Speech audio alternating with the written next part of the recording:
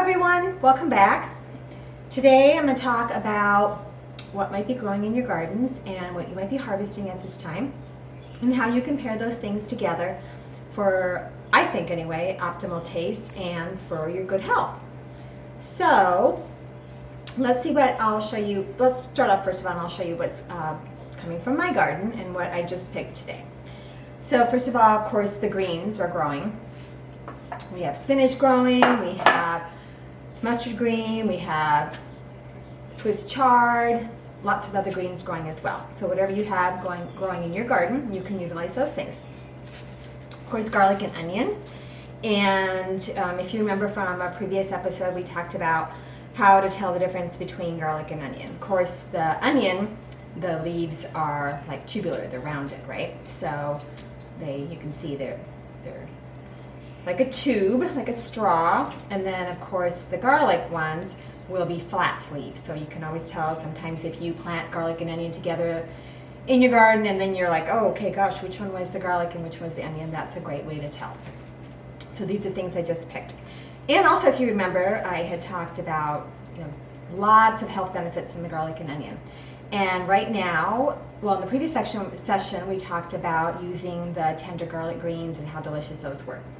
Well, now the garlic has gone to its flower stage. So most of you are noticing, if you have, again, this is for the hardscape garlic, you'll notice it sends out this shoot and then it will curl. It'll start curling up at the top. And this actually is called the garlic scape. And it is what will then eventually open up and be, of course, the garlic is in the allium family and it makes the big puff ball of seeds or the flower up at the top. So that's what this will become. So this is wonderful. And like under the ground, of course, this is what's happening. The bulbs are starting to kind of separate and the garlic is going to go and start making this. So if you want to have a nice big bulb of garlic to pick later in the season, what you want to do is you want to go out and you want to cut the scape, this curlicue, this hard neck, off of your garlic plant. Because of course then what's going to happen is the plant will send its energy to developing a nice big bulb and not concentrate its energy on producing the seed. And of course these scapes, and you can see I picked a whole bunch here, are delicious to eat. They are very good to just chop up. There's several different ways you can do this. I'm going to talk about how you can combine this and what a great tasty meal it can make. You can chop it up, you can saute in a little bit of olive oil or avocado oil, and you can even eat this little bud part if it's still fairly young. If it gets too late and then it gets hard, then it's not good. But when it's still really young, it's very tasty. Just cut this top part off. That's kind of fibrous if you don't like that. And so you can use that and then just leave the rest of the garlic plant there to develop its bulb. So you have a nice big bulb to pick later in the season. If you dig them up early enough, before the bulbs start separating, you'll have the fresh garlic bulb as well, which you can use as well. And sometimes you'll see those at the farmer's market at this time of the year. And so this is one thing that's also, like I said, you can pick that's growing right now. Radish, of course, if you haven't already, those are readily coming up in your garden. Of course, we have strawberries we just picked. And lots of fresh herbs. So I picked some lemon balm and some mint. I have oregano and cilantro and parsley, some fresh dill. So all those are readily available at this time in your garden. So one of the things that I love to do with what we have available that's going on right now, and actually it's like a smoothie. Well, it is a smoothie. And here in our home, we call it NAD. NAD, which stands for nutritious and delicious. So what we do, and you can combine all these things. If you remember, I talked about the herbs and they're high in vitamin A, vitamin C, vitamin K. And then, when you talk about when you're using the greens that are high in iron and you want to combine something that has vitamin C with it so your body can absorb that iron better because it's obviously a non-animal type of iron. So you want to be able to combine it with vitamin C so your body can absorb it better.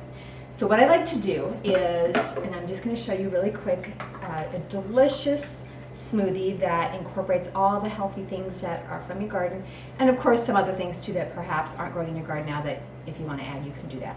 So you can use, when you're making this, I'm just going to use some spinach.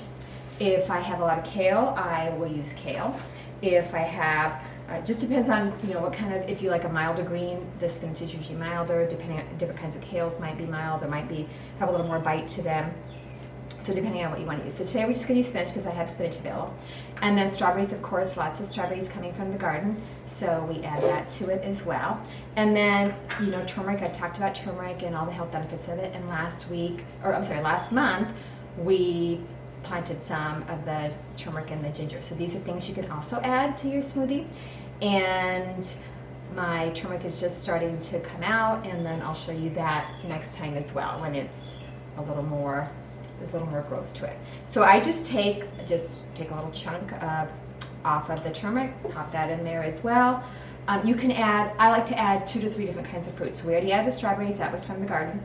I'm just going to add some pineapple just to add a little sweetener, some sweetening, make it a little more sweet.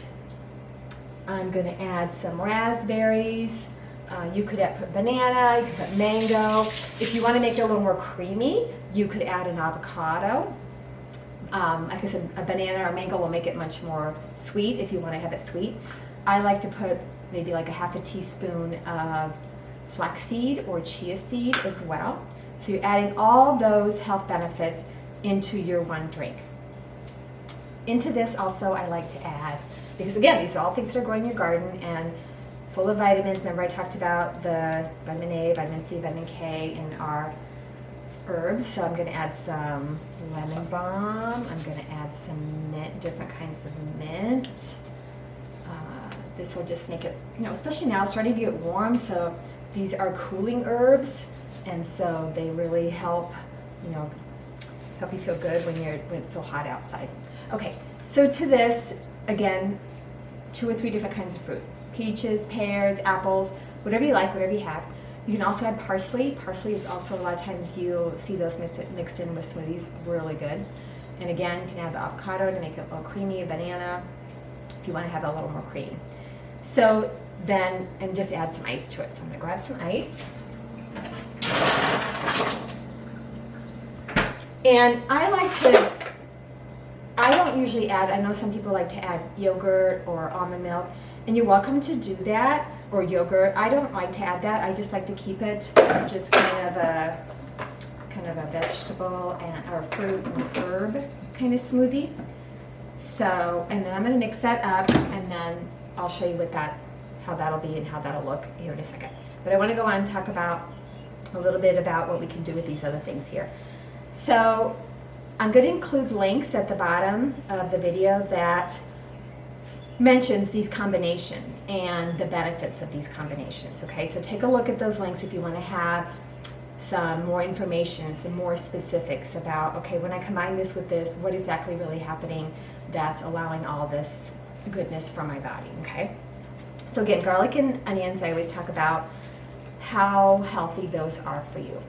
Well, there have been studies that have been done that if you combine the garlic and the onions with a whole grain, then it is even better for your body.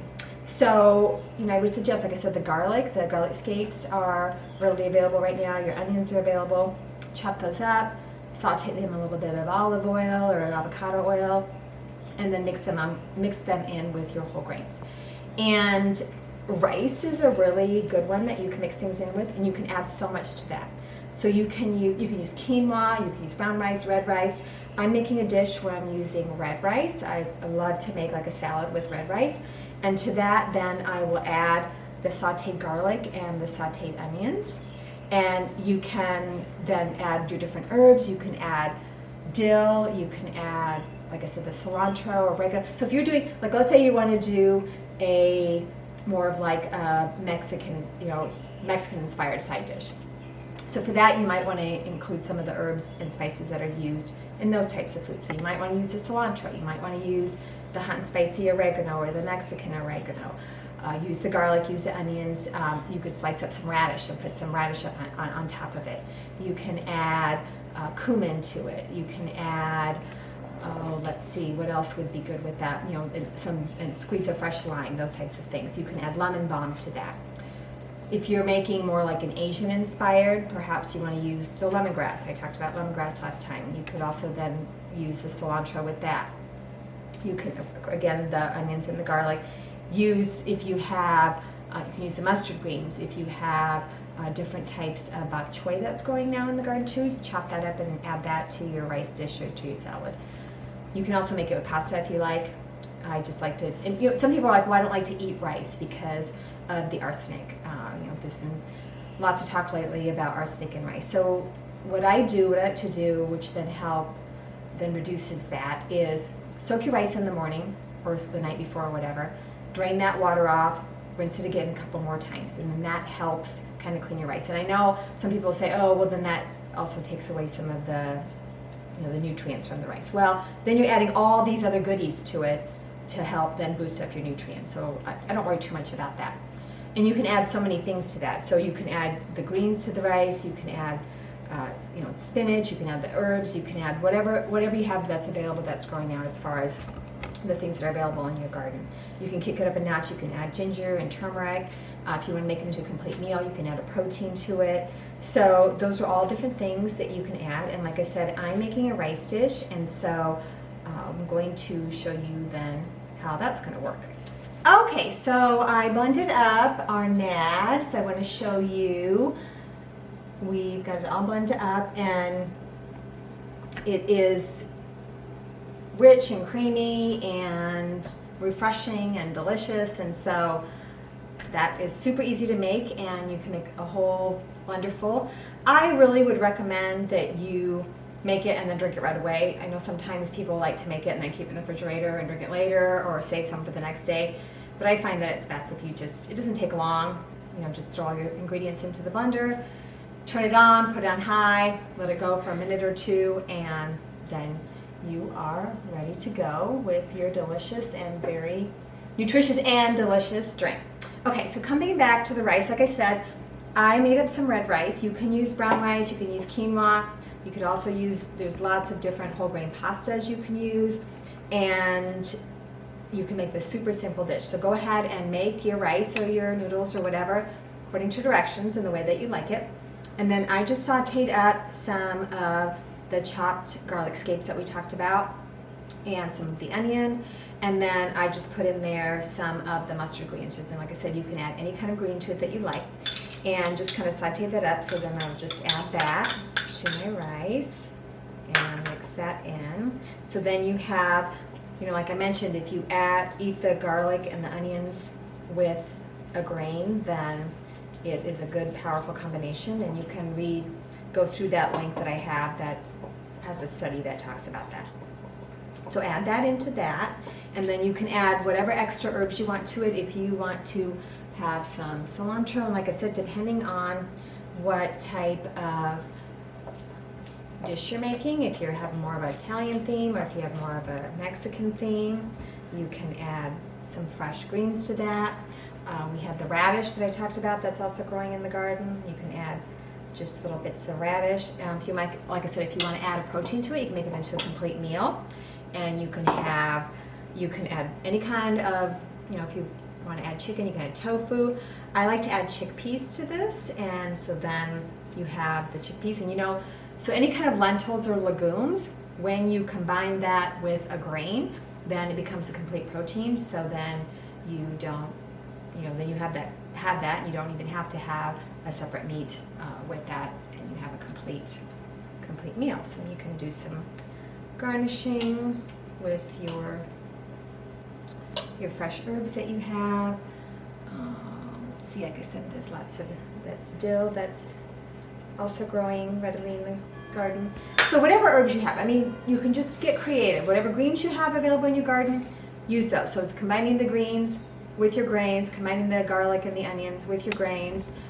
You can add, you know, if you want to, you could also toss some walnuts on this, do a drizzle of olive oil or avocado oil as well. That is also a good nutritious combination. There's a link on that that explains that as well, using the greens with an avocado oil. And then you have your dish ready to go with all the goodies from your garden. So these are just some things that I wanted to share with you of what's going on at this time of the year that's readily available. You might have, maybe you already have broccoli, maybe you already have kohlrabi. Those are things also. Broccoli goes really well with mustard. And think about, a lot of times it's really interesting to me how this all works. So things that pair well in the garden together, growing well together, also pair well when you're ready to eat them or to cook with them. So those are all the things that you can think about. Okay, what do I have growing in the garden that is ready to pick at the same time? What is a good companion plant in the garden? Those are things usually then you can pair together as well when you eat them. So think about all those things. So if you have broccoli, combine that with your mustard. Like I said, the greens with strawberries or other berries. If you have all the different herbs that are growing, you might have, think of peas, perhaps you have some peas. So that's another thing you could do. You could have put fresh peas in this as well. Combine your fresh peas with your garlic scapes and mix that up together, and that would be a delicious side dish. So those are all things. Add all your fresh herbs to it. So remember I said if you can add the fresh herbs, then you're going to have the benefit of all those extra vitamins as well, as opposed to if you're using the dried, or if it's something that has been sitting around for a long time. These are things if you're picking straight from your garden. Basil, if you're making like an Italian inspired dish like this, add the garlic and the onions, add basil, add parsley, add oregano, add some thyme, all those things that whatever you have, utilize those things. It's always, I think, best if you can pick and use what is fresh as opposed to being stuck on like, oh no, I always only add this type of herb to my dish. Well, see what's going and see what's fresh and add that and try something different, and it'll be much more healthy for you. All right, well, I hope I inspired you to utilize some of the things in your garden to make some smoothies. That's something that we like to have every morning, and whip that up with whatever you have available. And this is something that, like I said, it could be a complete lunch, or it could be a side dish at dinner. And it also, something that you could make the rice or make your grain and then use it for different dishes. So if you're doing a Mexican-inspired meal, you can make it more like a Mexican style. If you're doing an Italian-inspired meal, you can make it more Italian style. If you're doing more like an Asian, then you could use different herbs and seasoning that make it more of an Asian flavor. So you could make a big batch and then use it for several different meals. Okay, so anyway, I hope I inspired you. And please check out those links that give you more detailed information. I didn't go into didn't want to spend a lot of time going into the detailed information about the pairings and why that's best for your body. But the links I have will provide that, so if you want to have a little more detailed information about that. All right, well, happy gardening, happy eating, and hopefully we will see you in person sometime soon. Otherwise, enjoy.